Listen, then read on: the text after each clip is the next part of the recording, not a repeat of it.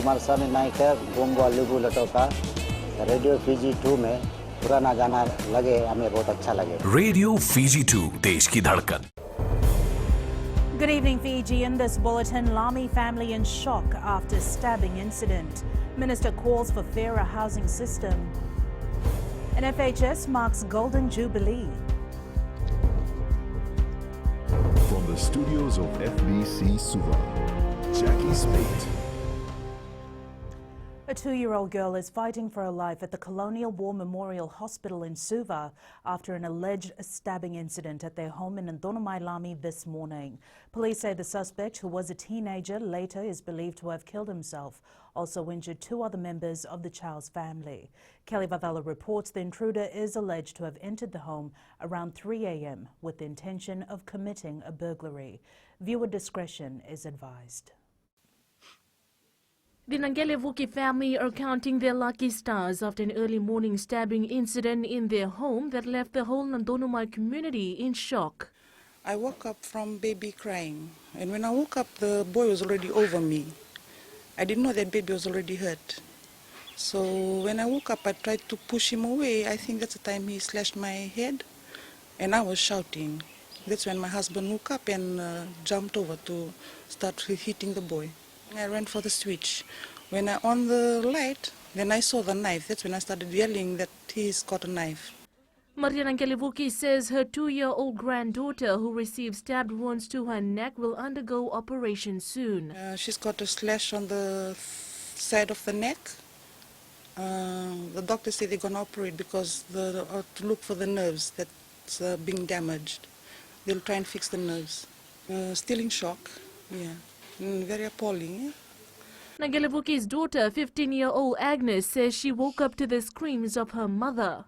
I was sleeping and I heard my mother was shouting, and I ran down and I came and I saw my father was punching the boy. I took his hand, the one who's holding the knife. Then I started to punch him. And after we grabbed him outside here, and we started to punch him again. I was scared too, but I had to protect my family too. As police investigation continues, the family says they have never experienced anything as such.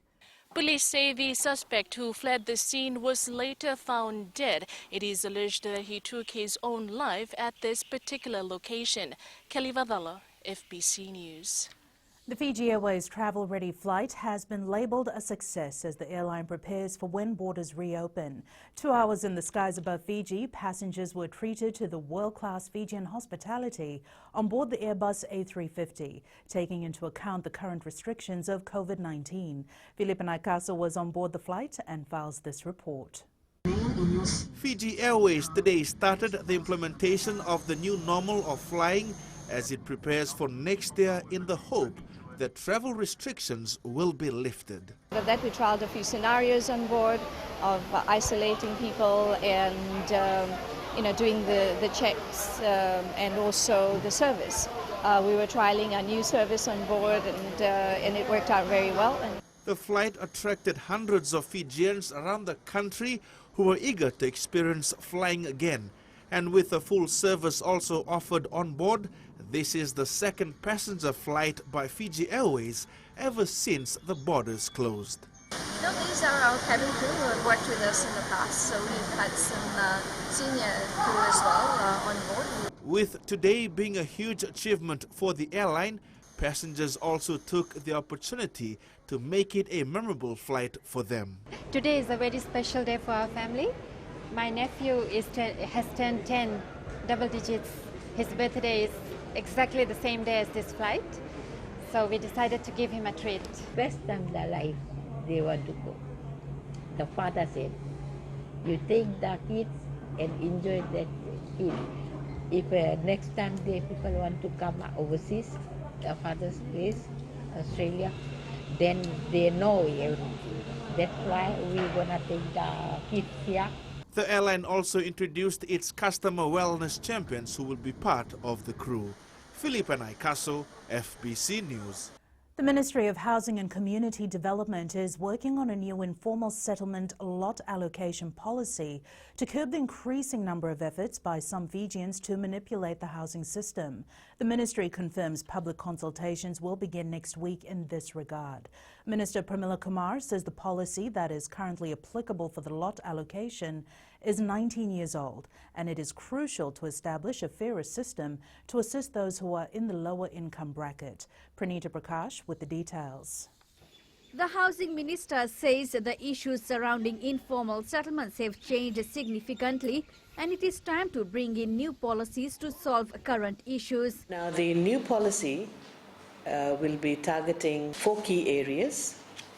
First one is how the lots will be allocated. Who qualifies, who doesn't? What are some of the criteria one has to meet before he or she is given a lot? The second area under consideration is the cost of the lot. And the third area is the government subsidy. Under the new proposed policy, restrictions will be placed to stop people from selling subsidized lots by way of caveat for at least 10 years. If someone decides to sell the land because he or she is migrating or for some other reason, then they have to seek permission or approval from the Ministry of Housing and Community Development. And while assessing the request, Ministry will recover the subsidized amount given by the government. The public consultation will commence from next Thursday, and this will be held in the Central, Western and the Northern Division. Pranita Prakash, FBC News. Prime Minister Voreqe Bainimarama, in marking the Golden Jubilee of the Fiji Hydrographic Service, says the work they do is enabling Fiji to successfully trade with the rest of the world. Bainimarama says Fiji can import more than 80,000 massive 20-foot containers on cargo ships in a usual year, and another 400,000 tons of loose cargo. Apanisa Wangarandovo reports. The Prime Minister says the ocean is Fiji's main bridge to the world and shipping is more critical today than ever before. Without well-mapped ports, all that food and those supplies, construction materials, vehicles and other vital goods we rely on to run our modern economy would never arrive to Fiji. And many of our Fijian-made exports would never ship throughout the world. Bainimarama stressed that Fiji has made significant progress in the shipping world, adding that the protection of Fiji's vast ocean should not be forgotten. This week, as we know, we opened consultation on a draft national ocean policy to do just that, as it maps our way towards 100% sustainable management of every square kilometer of our ocean, with 30% to be declared as marine protected areas. Bainimarama says Fijians will continue to call on the FHS through decades to come in the effort to keep the ocean safe. Apanisa Wangarandovo, FBC News. Up ahead, Dr. Samisoni returns to Sidelpa for 2022 election, and beach demur ban under consideration.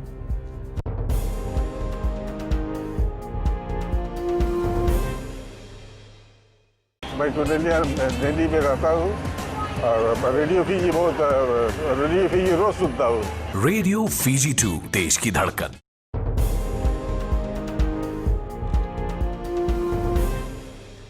Business entrepreneur Dr. Mary Samisoni has confirmed returning as a Social Democratic Liberal Party candidate for the 2022 general election. The owner of the Hot Bread Kitchen and former Sidelpa MP says her issue with the party has been sorted. Following the 2018 general election, Dr. Samisoni claimed that her party kicked her out when they campaigned against her. She said that Sidelpa is now coming to her, wanting her back for the next election. As you know, I didn't get in because there was some problem, some issue, but we've sorted that out now. Because they still continue to come to me. They apologized to me. They said they got confused in 2018. I've forgiven them, but it wasn't their fault. It was just the politics. The Ministry of Fisheries is considering to lift the ban on beach demur and remove the ban on the export of giant clams. As the World Fisheries Day celebration in Suva today, Permanent Secretary Penembale Nambuli says they are looking for partners who can engage in breeding the two species as well as coral trout. Apanisa Wangarandovo reports. The Ministry of Fisheries says lifting the ban on the two species will help generate income. Various commodities that we consider high-value species that could be farmed by our communities and our partners in the business community, and species that can be sold to fetch more money. The Permanent Secretary says they have also noted tilapia farming interest from many Fijians. The Navuso Agricultural Technical Institute says demand from customers has also increased and they are trying to reduce the rearing period. Meetings with other stakeholders, the SPC and the Ministry of Fisheries, on how we can improve and shorten the length of rearing these fish for about 4 months or 5 months to go out to the market. The PS for Fisheries says promoting tilapia and shrimp has been successful and the ministry is resetting its focus into the high-value species such as beach demur, giant clams and coral trout that is readily available markets both domestically and internationally. Apanisa Wangarandovu, FBC News. The 4FJ movement launched its Fish Smart campaign last night to promote best fishing practices and help communities sustainably meet their food and income needs from the sea. The campaign aims to help Fiji's fish species and critters thrive and ensure ocean sustainability for future generations. Koroi Tandulala reports. The Minister for Fisheries says fishing has become difficult in recent years with less catch from the sea that in turn affect people's livelihood. Recent studies reveal that in the 1980s, fishers would fish for a maximum of 2 hours to feed an entire village. By 2000, this scenario has changed as fishers spend longer hours to catch fish that meet individual household needs. The minister adds this is also affecting Fijians who depend on fishing for an income. In many cases, our communities spend more time and money on fuel to catch fish to provide for basic livelihood. Fiji's demand for fish through the years have increased. Non-governmental organizations and relevant stakeholders will be collaborating to support coastal communities manage coastal and marine resources. The Fish Smart campaign will take this information and help communities understand the current fishing pressures and the best local actions to revive locally important species. As part of the campaign, booklet with all current legal fish sizes will be distributed and a mobile application is also under development to assist in the distribution and collecting of relevant information. Koroi Tandulala, FBC News. The Fiji Pig Farmers Association is hopeful that business will normalise soon. President Simon Cole says there is hope as they've received several requests from China to import pork from Fiji. Josai Nunga reports the increasing demand is due to the widespread African swine fever crippling China's pig industry. More discussions are expected with China when border restrictions ease. We'd like to try 1,000 tonnes of pork to start with, and if that works, we'll take 5,000 tonnes a month. And we had to go back to them and say, well, look, we're sorry about this, but we produce about 2,500 tonnes in this country as it is in a year, and we eat most of that here. The association is working closely with relevant stakeholders to keeping farmers informed about the opportunity. Just the scale of China in this was phenomenal. And but it would have been really good, and I think some of our farmers are still looking to see if they can sell processed product through to China, and we will resolve that. I think they're working with Investment Fiji to facilitate this opportunity. To deliver inclusive training and awareness, raising activities and materials targeting commercial pig producers, subsistence farmers, the Ministry of Agriculture offices and BEF offices in all the divisions throughout the country. However, Cole says if borders are open, Fiji can expect tourism to bounce back, hence putting more pressure on the industry. He is urging farmers to boost the scale of pig farming to meet the ever-increasing demand from local and potential international markets. Chosai Yenanunga, FBC News. Coming up in sports, Navy scoops Escort Shield.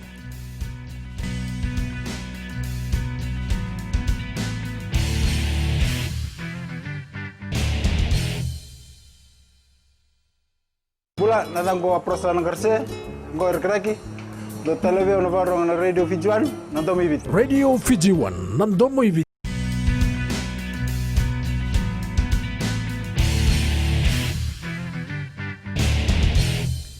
Navy has scooped the 2020 Escort Shield. The side were too strong for the police blue side, outclassing them 24-17 at Albert Park today. Here are the tries. There for Navy. And they go over the top. Big drive by Navy. Ball comes out. Nawai dived over the top of that. He gives the penalty try. Navy gets the... So coming out quickly. Oh, cross kick. And Navy taking that in the corner. Well, Keponi Paul nearly lost it. Tries to go through. And he's held up, driven back.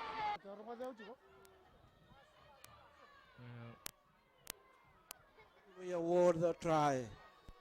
I don't think he managed to... Yes. He gives the try. The Eastern Saints have been crowned the Digicel Koroturanga Challenge champions. The young Seremayan coach side tumbled defending champion Freshet Navy Whites 2017 at Albert Park in Suva this afternoon. Tale Matairukola reports. Tied at 17-all at full-time, both teams headed into extra time, knowing whoever registers the first point takes it all. Indiscipline cost the experienced Navy side the title as the Eastern Saints backed the win through a successful penalty to secure Sandele Law. Coach Sermayambai was impressed with the players' performance. It's a great team effort. In the beginning of the season, we've set a goal for, to give an opportunity to such young men. It's what a wonderful, finish. Captain Ratu Apeni Sambelo Levu says their hard work has finally paid off. We worked hard for this game. We came in with the mentality of treating this game as just another day of rugby, and it has shown evident in the results today. In addition to their victory celebration, the side has also booked their place in the Escort Shield next season. Tale Materkula, FBC Sports. The Flying Fijians' final Autumn Nations Cup match against Scotland next weekend has been cancelled. Fiji football star Roy Krishna kicked off the Indian Super League campaign on a high, scoring the lone goal for ATK Mohan Bagan to beat Kerala Blasters 1-0. The Lambasa lad has his name written in ISL history books as the first goal scorer for ATK Mohan Bagan. Meanwhile, in today's Fiji Fact tournament, Bar defeated Nasinu 3-1 and Nandi edged Lautoka 1-0. The increasing turnout of primary school students in Athletics Fiji weekly meets has been one of the standout improvements so far. Going into its fourth week of competition, officials are astounded with the efforts and performances of the young athletes. Tale Matairukola was at the stadium and files this report. Athletes and crowd turnout today was the highest compared to previous weeks. But today is probably the best. There are quite a lot of athletes that are here. A lot of our parents are here as well. It's just the participation we're trying to get in right now, and the mass amount of students we're trying to get in. Big turnout from the club from Osori, so hats off to them. We have kids that are also coming all the way from Nandi, so we have kids that are coming pretty far, and that just shows their dedication to the sport. Athletes came as far as Nandi and Namosi. There is a new club coming in all the way from Nandi, and for last competition we even have a competition with a team coming out of Namosi, sponsored by a Suva Marathon club. So we are getting in there. A lot of them have been left, standard with just their schoolwork and stuff like that. And this is a good way for them to, get out here and just get their minds off, their schoolwork and stuff like that, and just enjoy being, just a kid for once. The next Athletics Fiji meet will commence on December 5th. Tale Materkula, FBC Sports.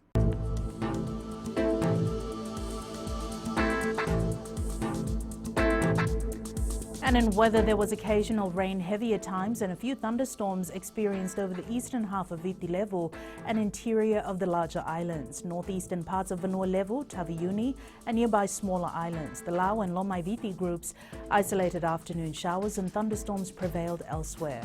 A quick look at the weather map. In the west, cloud cover hovered over most of the western division with light showers in the afternoon. Eastwards from Pacific Harbour to Suva, occasional rain, heavy at times and a few thunderstorms. And up north it was cloudy as well with a few showers. At sea, east to southeast winds 20 to 25 knots, rough seas, moderate southeast swells, poor visibility in areas of rain and thunderstorms. Turning to the tides, the next high tide is at 12:47 a.m. with low tide at 7:20 tomorrow. Sunrise is at 5:21. Now, outlook for tomorrow, expect occasional rain and a few thunderstorms again over the eastern parts and the interior of the larger islands, over Vanua Level, Taveuni and nearby smaller islands, including the Lau and Lomai Viti group. Cloudy periods with some showers in afternoon or evening thunderstorms are to be expected. And our further outlook, we're looking further on to Monday and pretty much the same. Cloudy periods are to be expected with brief showers over the eastern parts and the interior of the larger islands. Elsewhere, fine apart from afternoon or evening showers. And recapping the main stories for tonight, Lami family in shock after stabbing incident. Minister calls for fairer housing system and FHS marks Golden Jubilee. Now for these stories and others, tune in daily to our sister radio station Gold FM. Our poll question, we're asking, are you prepared for the festive season amid COVID-19? Visit our FBC website to answer. And be sure to send us newsworthy pictures and videos on email fbcnews@fbc.com.fj, via Facebook page FBC News and our Twitter page at FBC_news or simply hashtag FBC News. That's your news for tonight. Until tomorrow from the team and I, stay safe. Bye for now.